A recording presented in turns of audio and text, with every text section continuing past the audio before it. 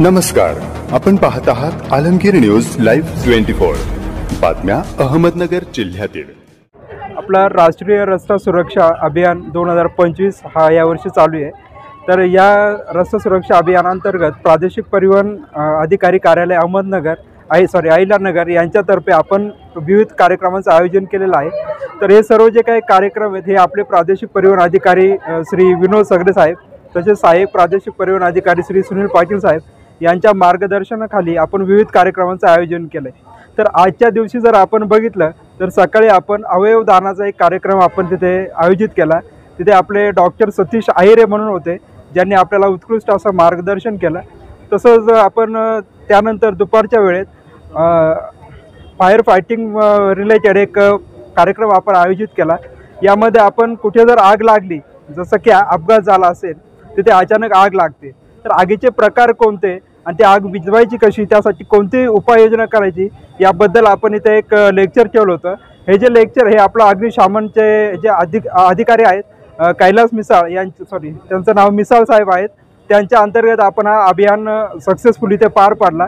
तसंच यासाठी आपल्या कार्यालयामध्ये जे लर्निंग आणि परमनंट लायसन्ससाठी जी लोक येतात त्यांनी उत्स्फूर्त असा प्रतिसाद दिला आणि एकदम चांगल्या वातावरणामध्ये आपण हे दोन्ही कार्यक्रम इथे आज पार पाडले। धन्यवाद। नमस्कार मंडळी, आज जिल्हा अहिल्यानगर राज्य प्रादेशिक परिवहन कार्यालय अहिल्यानगरच्या माध्यमातून अवयवदान जनजागृती शिबिराचं आयोजन केलेलं होतं। निमित्त होतं रस्ता सुरक्षा अभियान। अनेक लोक गाडी चालवत असताना, दुचाकी चारचाकी सर्व चालवत असताना आपल्या शरीराची काळजी घ्यावी, आपल्या डोक्याची काळजी घ्यावी, ॲक्सिडेंट्स होऊ नये, अपघात होऊ नये आणि म्हणून सेफ्टी म्हणून हेल्मेट वापरावं, नेहमी रस्त्याच्या मधून न जाता अपघात न होण्याची काळजी घ्यावी आणि आपल्या जीवाला वाचवावं। यासाठी रस्ता सुरक्षा अभियानाच्या माध्यमातून आज या परिवहन कार्यालयाच्या वतीनं जनजागृती शिबिराचं आयोजन केलेलं होतं। अनेक आलेल्या लाभार्थ्यांनी या शिबिराचा लाभ घेतला। विशेष करून मरणोत्तर नेत्रदान, अवयवदान आणि देहदान ही संकल्पना काय आहे ही सर्वांनी समजून घेतली। अर्थातच मृत्यूनंतर 4 तासात डोळे दान करता येतात, त्यानंतर किडनी, हार्ट, लिव्हर, पँक्रियाज, कानाचे पडदे, बोन्स, हात आणि गर्भाशय। अर्थातच आता नवीन काळामध्ये आपण पाहतो की केसाचं देखील प्रत्यारोपण केलं जातं, वेगवेगळ्या भागाचं प्रत्यारोपण होतं।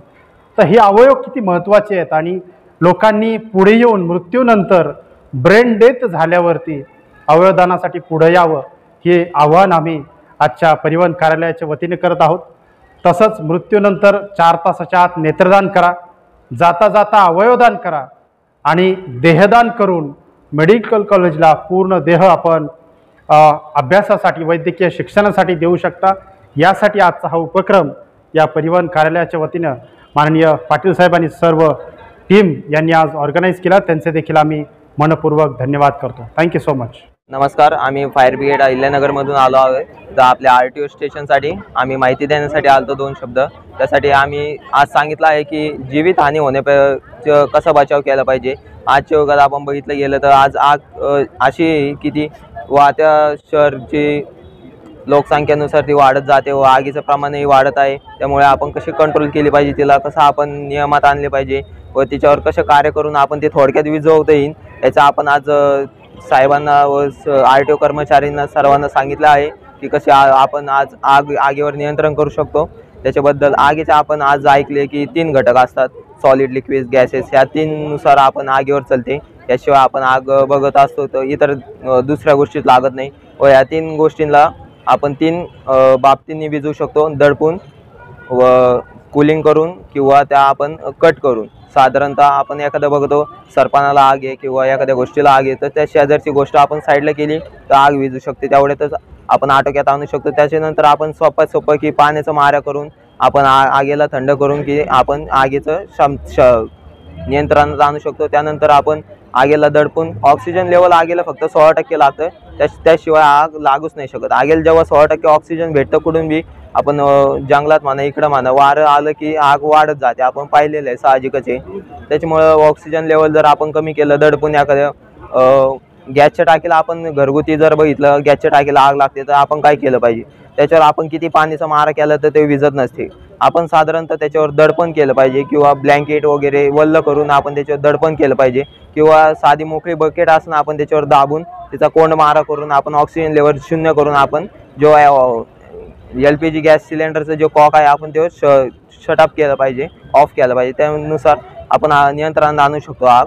त्याच्यामुळे आज आपण साहेबांना भेटलो आहे. साहेबांची सगळी आज चर्चा आम्ही दाखवली आहे की आगीवर कसं नियंत्रण करावे. असं साहेबांचे 2 शब्द.